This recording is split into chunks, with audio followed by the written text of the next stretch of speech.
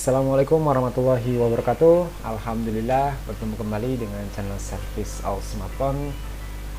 Mudah-mudahan semuanya dalam keadaan sehat walafiat tanpa kurang suatu apapun. Pada kesempatan ini saya akan melanjutkan video sebelumnya, yaitu akan membahas tentang ESI Cetak Plus.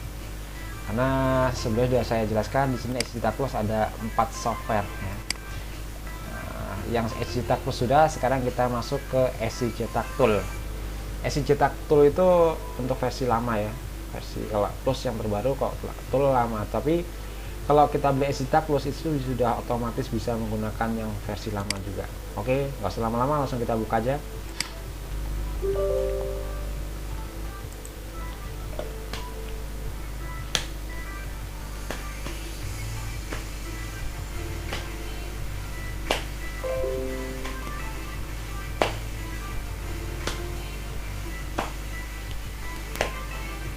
Nah, sudah keluar tampilan ESI Cetak Tool atau ESI Cetak Klasik.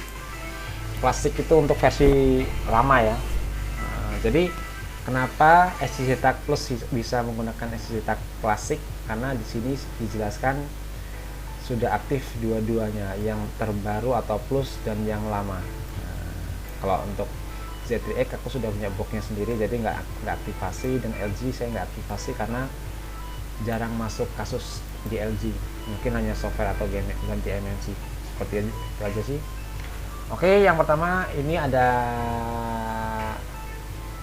tab-tabnya ESI Firmware, ESI Repair ya, GTEK, NAND, eMMC, UFS, USB, setting, lock, JTAG pinout, eMMC atau UFS pinout, dan terakhir yaitu partisi.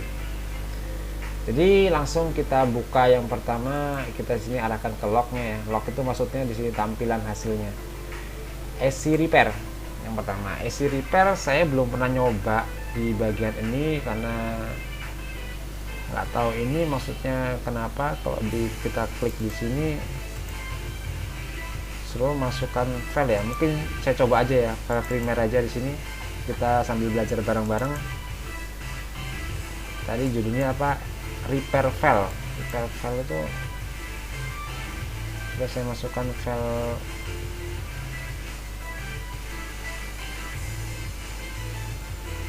Riva. Oh, belum ada. Saya coba lainnya dulu karena saya agak-agak ini aja lah, ngecek CSC aja coba. Oh, nggak bisa, nggak tahu ini formatnya apa. Ini untuk yang pertama, klik on to open repair file. Ini karena saya belum pernah coba. Di sini terlihat di bawah ada download file from support. Jika diklik, dia langsung mengecek security kartunya dan langsung akan diarahkan ke webnya atau supportnya ya mungkin ya. Nah, ini seperti ini. Tinggal kita klik cari filenya, nanti tinggal di download. Oh, seperti itu ya. Kalau di sini coba saya cari Samsung punya. Oh iya, diklik dia langsung otomatis keluar file support untuk eMMC ternyata. Nah, seperti ini. LG, Motorola, Samsung.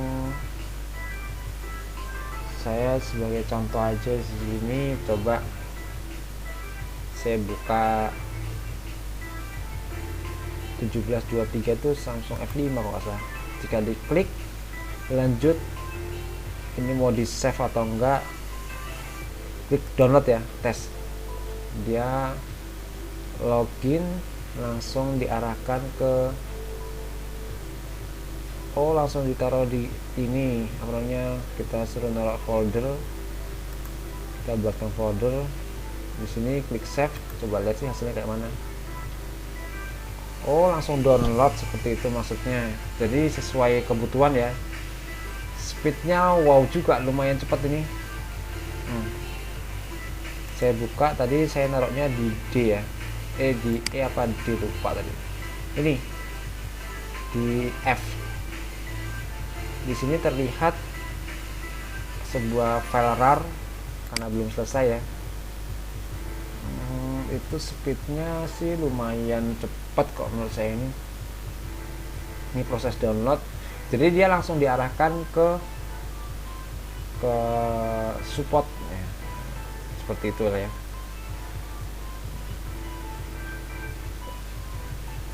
Ini apa, file size di delete, maksudnya dihapus ya, apa terlalu ini. Saya sekali lagi coba yang Oppo Neo 5 lah, tes download hasilnya kayak mana coba. Ini langsung proses ya dia. Oh iya, ini langsung download lagi nih. Nah, ini direktorinya tadi langsung otomatis mungkin ke F ya. Saya cek sebentar. Ini filenya Oppo R1201. Ini sebagai contoh aja sih, dia download speednya sih lumayan cepat nih. Nggak tahu filenya itu ukuran berapa ini, file size 10. Wah gede, kayaknya kelamaan kalau untuk nunggu. Saya stop aja ya, cuma sebagai contoh aja tadi itu. Berarti fungsinya di sini bisa download melalui supportnya di sini. Oke, kalau di sini saya belum tahu karena emang nggak ada kasus. Nanti ke depan insya Allah akan dipahami. Dan selanjutnya masuk ke kolom JTAG. JTAG itu sekarang sudah jarang sih ya kita mau JTAG. Dulu saya sering waktu zaman mungkin hampir 5 tahun yang lalu menggunakan Riff atau JPG JTAG ya. Setelah saya belum punya IC JTAG zaman dulu. Di sini tinggal dikonekkan, nanti terlihat. Wajib ISP-nya harus tahu ya. Di sini pinnya kita cek di sini coba nih.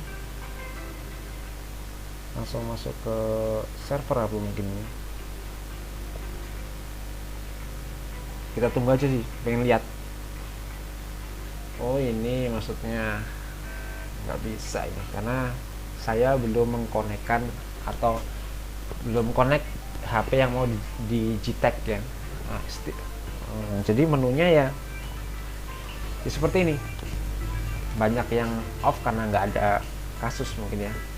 Di sini dari adanya ROM 1 dan ROM 2, JTAG speednya di sini terlihat seperti ini. Udah sih itu aja. Pinoutnya di sini RST, TDI, TMS, TTK dan lain-lainnya.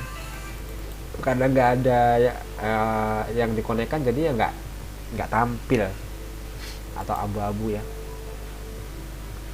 Ini read atau flash segala macam, read. Dan mungkin hanya itu sih, karena nggak ada kasus mungkin. Selanjutnya masuk ke kolom NAND. NAND itu untuk IC NAND atau internal iPhone. Di sini karena saya nggak ada kasus juga, cuma saya lihat aja sini general config.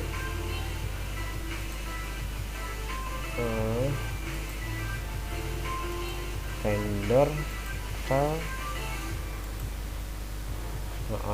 Kayaknya sih di sini sih saya masih sedikit paham mungkin di general dan config ya mungkin ya.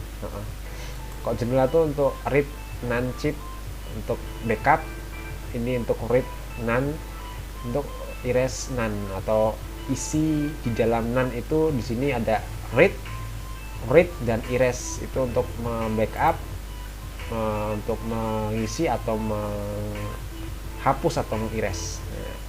Terus di sini ada save setting, mungkin settingannya di awal, load setting, stop operation. Di sini ada kita untuk masukkan file bin atau file NAND-nya nanti ya. Di sini karena saya belum pernah nyoba jadi kurang paham. Terus iconfig itu di sini terlihat jika kita cek atau kita backup atau kita save mungkin ya, dia nanti terlihat SN-nya berapa, modulnya berapa, WiFi MAC address-nya berapa. Di sini langsung otomatis nih. Mungkin sebagai contoh sih mungkin kasus error 4013 ya, mungkin karena saya nggak ada kasus ya. Jadi mungkin hanya itu sih. Kalau yang ini sih saya masih kurang paham, karena memang saya belum pernah ngerjain menggunakan SSD terus kok kasus pengen sih, tapi belum ada kasus ya, karena soketnya saya belum beli. Selanjutnya eMMC. Nah, kalau ini mah memang kerjaannya. Di sini terlihat ada detect atau scan. Scan tuh sebenarnya scan sama detect nggak jauh beda sih ya, sama-sama melihat eMMC-nya. Maksudnya ini untuk detect atau enggak, untuk scan ya nggak jauh beda lah. Read all room itu untuk mengisi semua file, read all untuk membackup semua file, erase all untuk menghapus semua file, dan lain-lain. Di sini terlihat ada centangan read all eMMC atau tanpa dicentang. Kalau dicentang semua itu bisa otomatis kita masukkan filenya. Kalau untuk tidak dicentang itu hanya satu persatu di sini. Manual ya begini. RTMB di sini. Ini untuk backup ya. Jika intinya mau backup berapa giga atau berapa MB di sini dijelaskan ya. Jadi terlihat di sini. Terus apa lagi ya? Ini kan kalau eMMC di sini terlihat ada banyak flasher, boot config.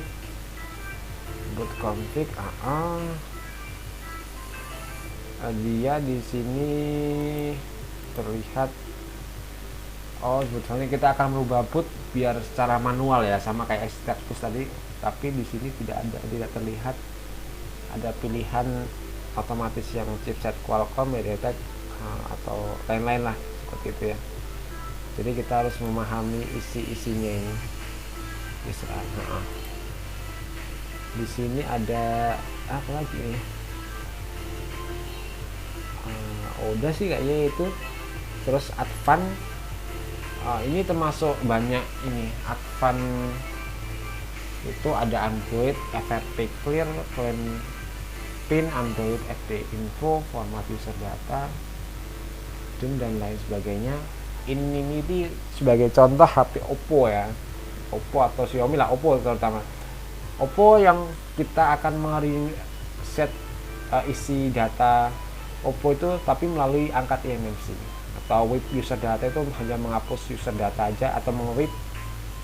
Terus juga format user data biasanya yang sering dipakai ini 1, 2, clean ini dan ini. Udah itu aja sih, lainnya jarang.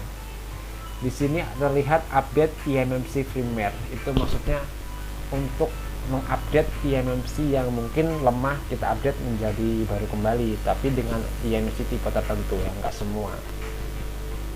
Biasanya sih tipe-tipe BGA 153 atau 162 ya. Kalau untuk 221 kayaknya masih banyak yang belum support di situ. Kalau di bawah ini saya belum pernah nyoba karena memang nggak ada kasus. Terus UFS di sini keterangannya sama sih, sama kayak UV, kayak MMC ya. Di sini ada read loan 0 GPT info, read loan 0 data dan lain sebagainya. Karena di sini tidak ada kasus, jadi nggak saya jelaskan banyak. Intinya sama, mau read atau read di sini sama aja. Intinya yang pertama harus identify eMMC chip, itu wajib biar terlihat UFS-nya terbaca dengan baik. Nah, terus USB di sini bisa posisi kita detect ADB segala macam di sini bisa, tapi karena nggak ada kasus ya juga belum bisa jelasin sepenuhnya. Setting udah hanya settingannya. Terus kita di sini lock itu maksudnya ini ya, yang ada di sini tuh namanya lock. JTAG pinout itu maksudnya pinoutnya yang mau kita gunakan JTAG. Kalau mau buat sendiri nggak ada ISP-nya atau ya kita ngambil di sini. Ini bisa dijelaskan NC atau not connect. Nah, bisa tanpa soket bisa, tapi lebih bagusnya harus ada soket. Di sini sudah dijelaskan secara lengkap untuk pinoutnya. Untuk khusus JTAG ya. Terus di sini eMMC atau UFS pinout juga sama, terlihat di sini eMMC kayaknya nih ya, data load silakan CMD. Untuk UFS kayaknya di sini nggak ada ini, nggak ada di UFS. Terus partisi itu ini untuk gini, sebagai contohnya aja ya, karena nggak ada file di sini, terlihat fix table atau resize gitu aja lah ya diambilnya. Resize itu maksudnya kita mengisi eMMC nya bawaannya 32 tapi aslinya itu hanya 8 GB, itu wajib di resize agar user datanya itu sempurna. Kalau nggak di resize nanti terbacanya tetap 8 GB padahal eMMC 32 GB. Seperti itu ya. Udah sih, karena yang lain sudah karena nggak ada kasus gitu aja, cuman penjelasan sedikit seperti itu. Jadi kalau ada yang kurang paham monggo aja komen aja, insya Allah nanti kalau saya tahu pasti akan saya jawab satu persatu ya, kalau nggak sibuk juga lagi ya. Ini cuma itu sih kalau untuk ini, banyak yang tadi ya kalau teman-teman. Mungkin hanya cukup itu. Lanjut kita yang video lagi, fungsi lainnya ya. Tadi ini SJTAG Classic Suite sekalian aja, masih 16 menit. Saya close aja sini, lanjut di sini saya pilih tadi SJTAG Plus, SJTAG Plus. Sekarang kita SJTAG SPI Flasher, kita buka ya.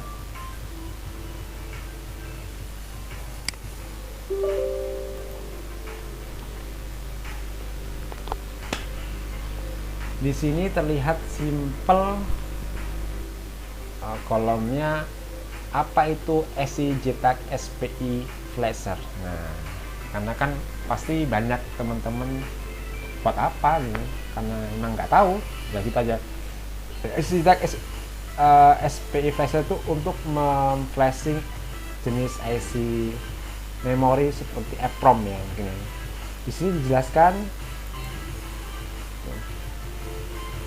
JTAG SPI Flasher lah ini ya. Nanti kita lihat di sini. Coba saya lihat.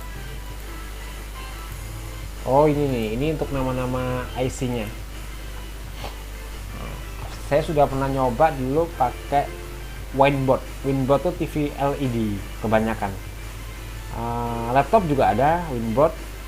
Lainnya juga ada. Ini ya banyak, ini ternyata tipe untuk EPROM tuh banyak ya. Intel segala macamnya, umumnya itu di TV itu kebanyakan Winboard. Ini untuk tipenya jenis apa ya? Kalau biasanya jenis apa tipe ya? Di sini name-nya itu untuk namanya ternyata Winboard tuh ada banyak banget di sini supportnya. Jadi nggak cuma satu.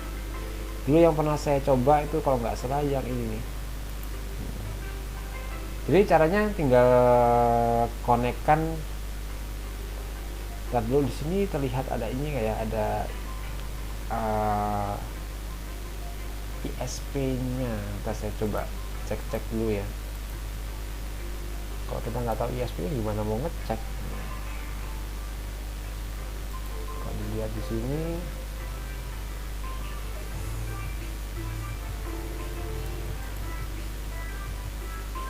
kita coba.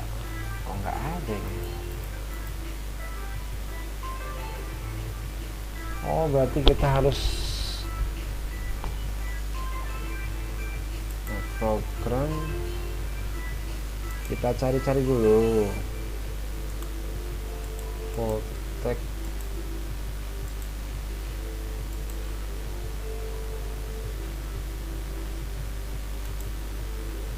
ternyata di sini tidak dijelaskan di mana ada letak ISP-nya.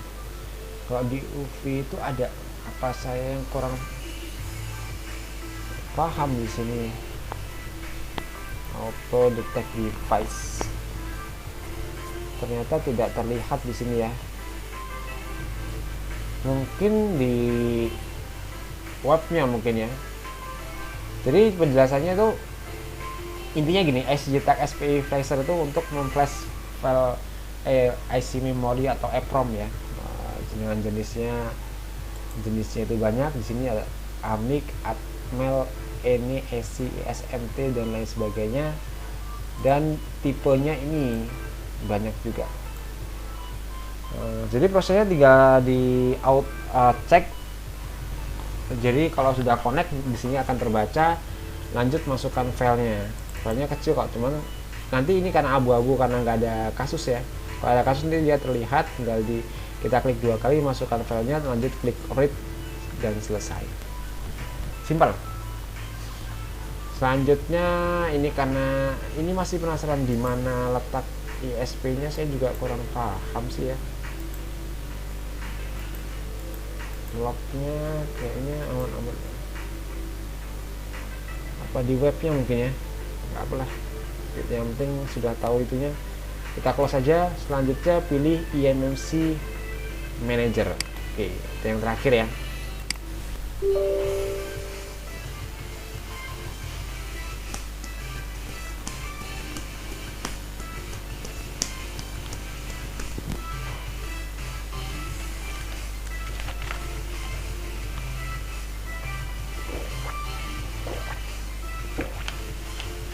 Di sini sudah terbuka eMMC Manager.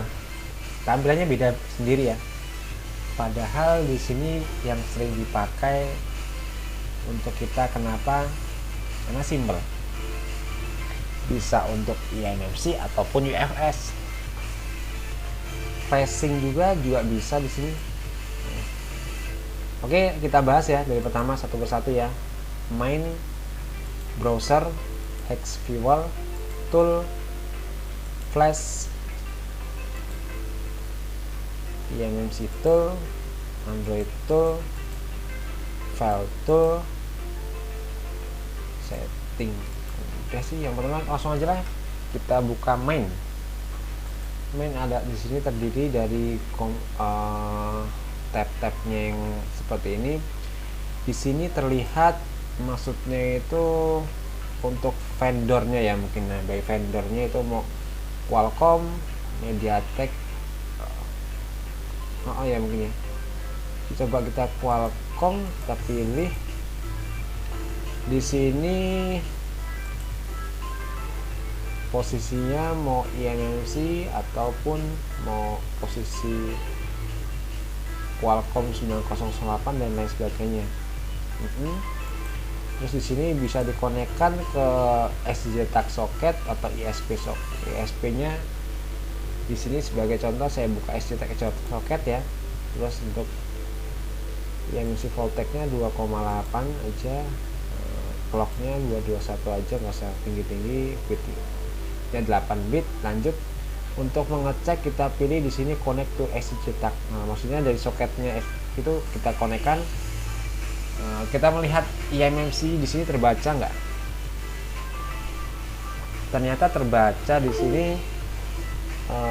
Partisinya pun terlihat di sini, tapi kosong, tidak ada file empty, tidak ada file ya, karena memang nggak ada file dari eMMC-nya. Cuma di sini terlihat semua partisinya. Dicek eMMC-nya apa juga, saya coba lihat dulu.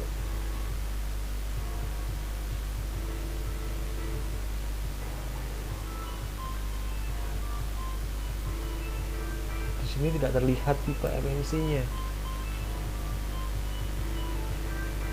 Ini ada lifetime-nya 0 sampai 10%, masih bagus. eMMC-nya, config-nya ini 48, nggak tahu deh apa MediaTek apa saya lupa. Ini tipe eMMC-nya versi 5.01.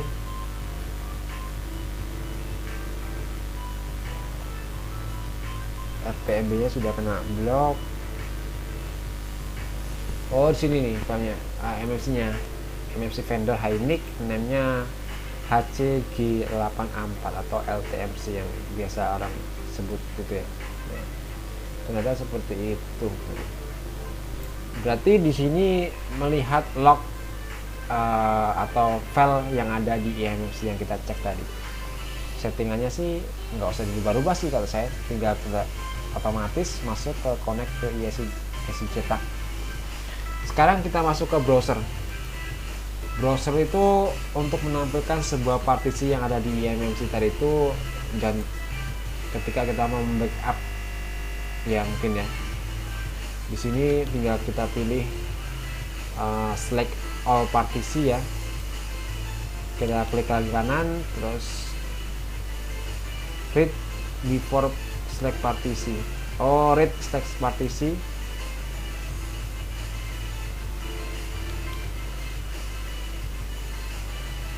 Lanjut. Iya. Intinya di sini partisinya ada semua, ini itu bisa kita erase atau kita backup.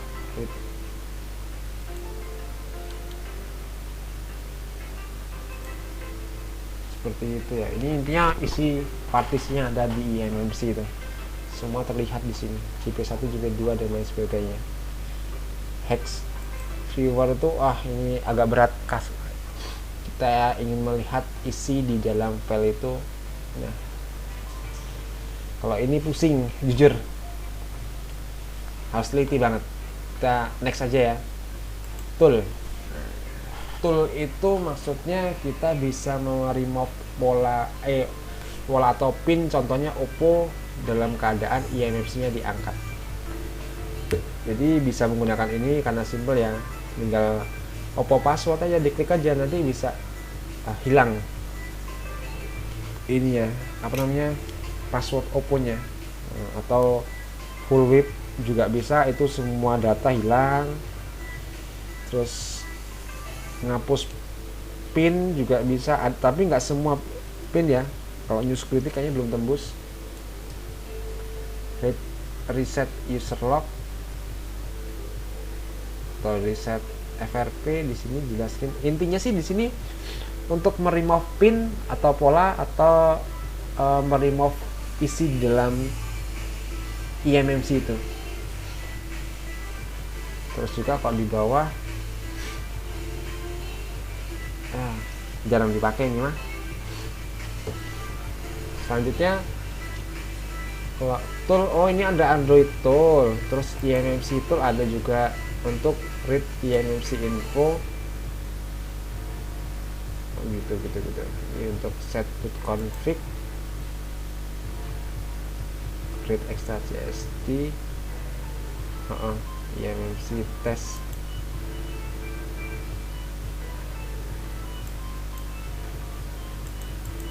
Cek eMMC. Iya. Cuman saya mau jelasin agak-agak ini. Ini universal factory reset tuh di dalam eMMC itu filenya di reset semua. Mau di backup seperti itu lah. Kalau file tool, MTK tool parser, ini saya belum pernah coba ini. Lanjut, flash di software eMMC manager ternyata bisa untuk proses flashing, tapi di sini flashingnya hanya Qualcomm only. Untuk MediaTek dan lain itu belum dikasih di sini. Jadi ya Qualcomm, jika di sini kita masukkan filenya ya, mungkin ya, select primary directory.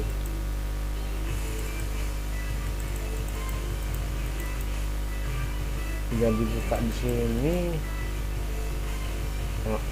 Tinggal dimasukkan filenya. Ini bukanya kayak mana, lupa sih ini.